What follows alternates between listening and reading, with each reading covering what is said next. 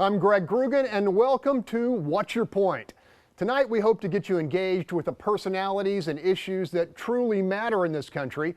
Make no mistake, this is not your granddad's Sunday morning talk show. We have panelists here with one directive: leave diplomacy at the door and call it like you see it. Let's meet them. First up, Jared Woodfill, conservative activist and attorney who recently led the successful fight against the HERO ordinance. Also with us, Marcus Davis, radio talk show host and owner of one of Houston's most popular restaurants, The Breakfast Club. Next is conservative blogger Kathleen McKinley, whose work has drawn a big audience with the Houston Chronicle. Also with us, Tony Diaz, well-known Latino activist, educator, writer, radio host, and speaker. Next to Tony, Jessica Colon, a conservative strategist and former president of the National Young Republicans. And last but not least, feisty progressive commentator and attorney Nyanza Moore, joining us for the second week in a row. Now, before we engage, let's go to some numbers. 10 days out from the Iowa caucuses, and on the Republican side, the Des Moines Register has Ted Cruz with a slight lead over Donald Trump, with Marco Rubio trailing in third by double figures. On the Democratic side in Iowa, there is a virtual dead heat, with Hillary Clinton hanging on to a slight edge over Bernie Sanders. But in New Hampshire, the latest poll has Sanders clocking Clinton by 27 points, a margin that will be very tough to overcome in 19 days. On the GOP side, Trump leads Cruz in New Hampshire by 20%, with Rubio and Jeb Bush both in double figures as well. Now, topping our list of national players this week, Sarah Palin, who exploded onto the scene in Iowa, endorsing Donald Trump and shunning Ted Cruz. You ready to stump for Trump? I'm here to support the next president of the United States, Donald Trump. Okay, panel, let's get it on. Jared, what's the impact? Well, you know, it's big. I mean, when you go to a state like Iowa, though, folks are very informed. They've met most of these candidates. They're going to make up their own mind. But why it's so big for Donald Trump is this is a guy who owns it when it comes to earned media. Every network, every newspaper is talking about Sarah Palin endorsing Donald Trump. And you win when you get that. Jessica? Yeah, it's a big deal. A lot of conservatives might shun this endorsement, but we're still talking about it, and we still will be talking about it. The Oklahoma rally they had immediately following the Iowa announcement was gigantic, 10,000 people. It's not stopping. Tony, is this the best thing that can happen for the Democratic candidates? Oh my goodness. Sarah Palin's skirmish with speechifying broke English, okay? There's nothing She created grammatical errors I'd never imagined. And what I love is it reveals that the Don is scared of the Ted. Here's the thing. If someone who was hammered in the 2008 election is beneficial to you, I'm sorry to say that's not beneficial to you.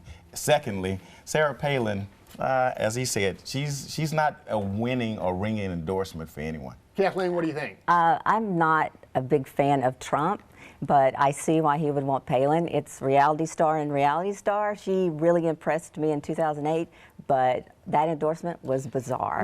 You know, we've got a lightning rod endorsing a bigger lightning rod. I like it. It's made for TV. Yes. What's not to love? I mean, Sarah Palin comes on the scene. Everybody's watching. We're watching what she says. We're watching what she's wearing. We're watching Donald Trump. They're good to look at, but that doesn't mean they're good for the White House. And what was she wearing? Sparkles. I mean, wait a second. Shimmer, wasn't that long ago? Shimmer, mirrors. It wasn't that long ago. Palin was up in the Woodlands endorsing Cruz. Did Ted Cruz get blindsided by this? Yes, and that's why it makes it so powerful, because in 2010, Senator Cruz will say that her endorsement had a huge impact on his success, and that's why it's big. But there are going to be, and there have been, lots of large conservatives endorsing Ted Cruz, and so it's a game of who can get the message out. Oh, Tony. This is the message I get. It takes two washed-up reality stars to fight one Canadian. Oh, that's just me. Well, I can tell you that he was absolutely blindsided. I can tell you that for sure. But he was very classy about it. Went on Twitter and said, "I'll always be a fan." Well, I would only argue. Look at what he did was he decided to take the high road with Palin, but he allowed his key guy in his campaign to bash Palin. I was going to pan Palin right before the endorsement. But here's the thing. So. He understands that there's a possibility that Donald Trump may fizzle out, so that's why he didn't want to overtly necessarily say anything about Sarah Palin because he may need her. I don't know why, because she lost in 2008 by 5-7 points, but he may need her later. Yeah, Let's close this out on this. It's the operative's job to pan the endorsement. The candidate did take the high road, but his campaign was out panning Palin. A little alliteration, not the rhymes that Palin had, but he was out panning Palin before the endorsement was released. So I don't know how much of a blindside it was. Hey guys, Marco Rubio is fighting to hang into this game. This week he says he went out around Christmas, bought a gun to protect himself against ISIS. Now, is that legit or is that pandering? So here's the thing. Number one, yes, quite obviously it's pandering. And two, if he didn't go and buy a tank, then he's not ready to fight ISIS. But whether or not he's still in the race, definitely, because in Iowa and in New Hampshire, 50% of Republicans have not decided who they're voting for, right? So there's still a lot of room out there for any candidate, especially the good candidates like Kasich. Well, Still good here's room. the issue. This isn't the first gun he's ever purchased, and he made that very clear. But what he did raise was the Second Amendment, and that was the whole point of purchasing the gun. The reality is the Second Amendment is under attack by this White House and by any person that the Democrats would choose to represent them going into November. So he effectively brought the issue to the forefront on his side of the ledger. On the flip side, this is so unsophisticated that what stuns me is that the candidate that rises out of this quagmire that is the Republican primary will be more formidable than ever before, because if you look at the techniques that Trump and Cruz are using, super sophisticated. As a result of punching each other really hard, they're getting really good at this. Rubio, this is AAA baseball right now. Jessica, you were in Charleston. Yeah.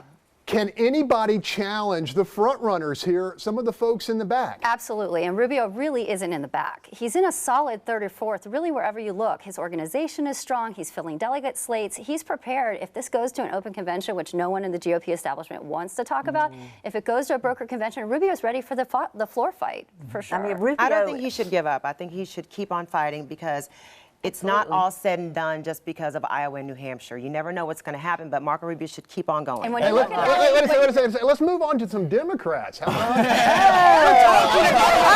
so now you want to get into Here we go. Bernie Sanders giving Hillary hell. In the debate, he called her out. A hypocrite said she took $600,000 in speaking fees from Goldman Sachs and then expects to regulate those guys. How big a fist fight is this between these two Democratic frontrunners? it's big. You know why? Because he has always been consistent. You know, you can disagree with him, but he says what he believes and he's lived what he believes. Hillary has always lived sort of the opposite of what she believes, especially when it comes to big This is Ali Frazier. Ali Frazier. We've got Bernie Sanders, who's like boom, boom, boom, boom. And then, of course, you know, we got Joe Frazier. I think it's Larry and Moe. I mean, the reality is this is the state of the Democratic Party. You have a 74-year-old self-avowed socialist who likes to dabble in writing porn, and he's potentially their nominee. We're talking about Trump That is the state of Trump. the Democratic That's Trump, Party. right? It amazes me when we bring this socialist term up, when we live in a nation where we have Social Security, where we have Medicare, we have Medicaid, we have schools that are part of the socialist system. So it amazes me when we throw the socialist thing up. And we also have $19 trillion in I debt. think Joe Biden just threw the socialist thing up I'm today. excited that Bernie Sanders is giving Hillary Clinton a run, because I don't think anybody should be marched into the Democratic primary. He's making her actually Yeah, have he's to making her work campaign. for it. It shows And he how can specific on her win. issues. It Tony- shows how strong the Tony, I want to anti-Clinton ask vote is. you, Hillary has done well with Hispanics here in Texas in the past. Does she still have their imagination, their support, you think? I tell you what, it's same old, same old. They're actually borrowing some of the techniques from the Republican primary, but they're about 3 months behind. I tell you what'll happen. If the day Hillary names a certain Castro, not from Cuba, but from Texas, as a vice president, I will predict this right now. There will be Viva Hillary clubs throughout Texas, just like there were for Kennedy, and we'll change things around. That's what we're waiting And for. Is that that will pandering? change. That will change that's right after she's indicted.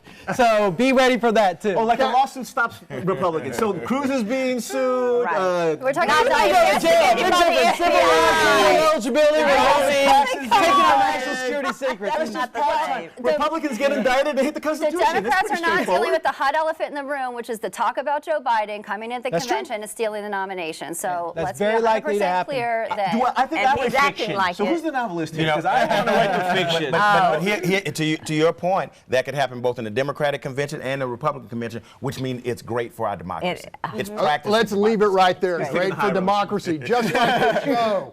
All right, when we come back, we are going to have a lot more, so stick with us. here on What's Your Point? Welcome back. This is a segment of What's Your Point we call Bones of Contention, compelling issues which fascinate, enrage, and often divide us. This week, the son of former Alaska Governor Sarah Palin was arrested for domestic violence.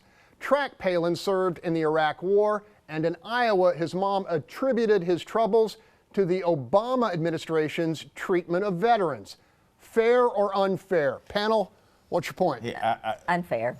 I mean, it's completely unfair to blame Obama. You can blame, trauma from being in war, but I have to be honest. Look, and I think it's unfair to use the lives and the sensitivity of veterans' lives as political posturing. I don't think that that's fair to them or to the military. Additionally, the idea that it's Barack Obama's fault. Barack Obama didn't send those young men into Iraq. The Iraq War, which our son is a veteran of, was a direct result of George Bush erroneously sending our country to war. But Barack Obama is responsible for their health care. And the reality is she raises a larger issue, is that vets are not getting their appropriate health care. And the problem we have is, and there's a problem with America when illegal aliens get better health care than our vets. That is a problem, and that's the issue that's being raised. We have a problem treating our vets. Here's the issue. Maybe Sarah Palin forgot that in July of 2010, President Obama came out and said he was going to make it easier for vets with PTSD to go ahead and have their paperwork automatically approved. They no longer had to prove that they were actually in a combat zone. That was almost 6 years ago. So if you don't realize what the president has done for the vets, then you cannot speak on it. Close it out, Tony. This is why Trump wants Palin around, so she can go out and say certain things like this, flank it, and he doesn't get the shrapnel from it. But the sense that makes is nonsense. Here we go. This week, the Supreme Court said it would examine the legality of the president's moves on immigration. At the same time, an immigration reduction group is running this ad featuring the late Barbara Jordan. The commission finds no national interest in continuing to import lesser skilled and unskilled workers to compete in the most vulnerable parts of our labor force. Okay, everybody, what's your point? If I can start first, because I happen to be the only British person. All right. Go ahead, Tony. A couple things. One, it's powerful that a brilliant woman had her freedom of speech to speak about a policy on the commission. It's powerful that an African-American president went and acted on DACA. And it's also powerful that a white man named Ronald Reagan actually helped the undocumented become documented. That's the history we need to remember. Jessica, I want to hear from you. Yeah, this is actually a big victory to have this lawsuit even looked at. 26 states joining together. It's rather unprecedented to bring this kind of coalition forward to have this issue heard. So that's a real positive. This is a powerful ad. It's a powerful moment for the country, and we'll see what happens with these executive orders. It's going to be precedent. It's going to be precedent what happens here. So, yes, the idea that we have this balance, checks and balance of powers, that we're checking to see whether or not this president can do that, that's fantastic. The idea that it's over immigration, which deals with the lives and the livelihoods of real men and women, that's sad. When we have a nation that has, to Barbara Jordan's point, if you listen to what she said, we can't continue to import, which means we were deliberately participating in this while it was beneficial to us. So it's a shame that we're using this for political posturing, and it's a shame that we're not including the fact that similarly, both Ronald Reagan and George Bush Sr. said the same thing as Barbara Jordan. Jared, 10 seconds. And this shows how far the Democratic Party has actually fallen, a party that used to stand for securing the borders, as you saw from that clip. Now we have a president who says, I'm going to ignore the Constitution and not secure our borders. Border security is national security, and this president has fallen down on the job. Can I give We'll leave it there. Paxton? When we come back, it's time for our soundbite of the week. Perfect. Certain to get our panel rocking, so stay with us. Welcome back to What's Your Point? Every week, we can count on someone in America making a truly incendiary statement on camera that ignites plenty of discussion. We have chosen the words of Stacey Dash, an African-American actress who believes it's time to abolish traditions like Black History Month and the BET network. Either we want to have segregation or integration. And if we don't want segregation, then we need to get rid of channels like BET and the BET Awards and the Image Awards, where you're only awarded if you're black.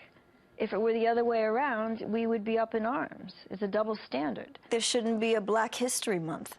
You know, we're Americans. Panel, does she have a point? Kathleen. I am a child of integration from Mississippi in the 60s, and what I don't agree with her, because I feel if you understand the reasons why you need a BET and the United Negro College Funds, you know, we can celebrate each other's culture and race, but we don't need to call that segregation. It's not. Nyanza. She's both clueless and ignorant. First of all, the BET Awards and the Image Awards go to non-African Americans. Angelina Jolie was nominated twice for the Image Award. George Clooney's been nominated. We've had several non-blacks nominated. The problem with Stacey Dash is she's so ignorant and clueless that she probably doesn't realize that's where her first checks came from when she was broke. But you guys know that around dinner tables all over America, people say, she's right. There are some, whether rightly or wrongly. No, absolutely. Lots of people are saying that. And the reality is it's all stemmed from the debate over the Oscars, whether or not they were honoring enough African Americans. And when you go and you look at the reality, it was Hollywood and those same folks who give out those Oscar awards who were the biggest donors to Barack Obama. So the underlying thesis just doesn't play. Listen, the introduction of Black History Month was because Black history had been omitted in the United States of America's history. So it's foolish what she's saying. As a kid, I used to think Stacey Dash was cute. Now I'm sorry she opened her mouth. Tony, you know, you teach Latino history, and the same thing could be said about celebrations of Latino culture. I think what we need to do is have this deep discussion, but what I'd love to see is more minority writers getting Master of Fine Arts and Creative Writing funded by actors that have made over $1 million. I want to see more minority writers becoming film critics. I want to see more indie films, but it should be the folks that have made it to give back. We got to do it on our own, I think. Jessica. Well, it's great. Well, we can have great disagreements on what people say. We have the freedom to say it. And I don't know if y'all missed it this week that Parliament tried to ban Donald Trump from coming to the UK. I did see that. And we don't do that here. We have the freedom of speech to say what we believe and have these types of conversations. So, you know, Stacey Dash wouldn't even have the freedom to speak, but for black people helping her. That's great. Great talk. We're going to leave it there. We're going to leave it there. Okay, we are not done yet. When Watch Your Point continues, we are going to count on the wisdom of our panel to tell us what we missed. Welcome back. As smart as you are, as connected as you are, it is simply impossible to catch everything that should be squarely on your radar. That's why each week we lean on our panel for nuance and intel with the question, what did we miss? Jared.